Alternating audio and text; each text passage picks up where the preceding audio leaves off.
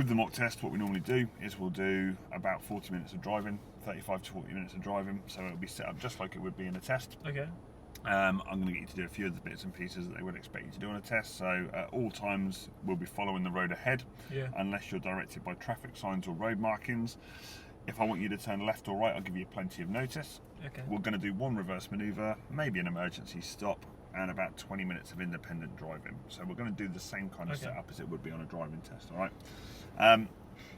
So when we get into the test centre, when we come to the test day, what we'll do is we'll come in, we'll reverse into one of those spaces on the left hand side so that we're ready to start the test going forwards.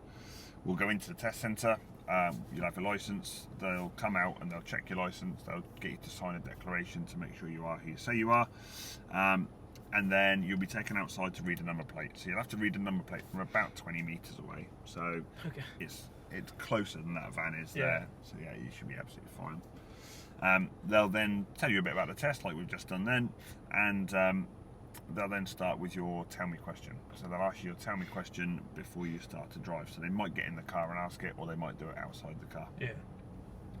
So we're going to do exactly that. And what I'm going to do is I'm going to mark it as we go round. So I'm going to kind of take any notes of what we might need to take notes of. Okay. And anything that's worth noting from a driving test point of view, we'll mark down and we'll discuss it at the end.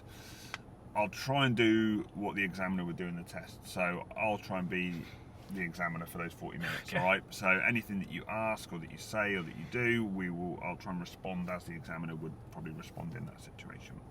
So as an example, if you're driving down a road and you don't know the speed limit and you kind of just say, yes, it's a 30 or a 40, I'm like, you drive what you feel like is best to drive here. So they'll always throw it back on you to make that decision. Cool, okay.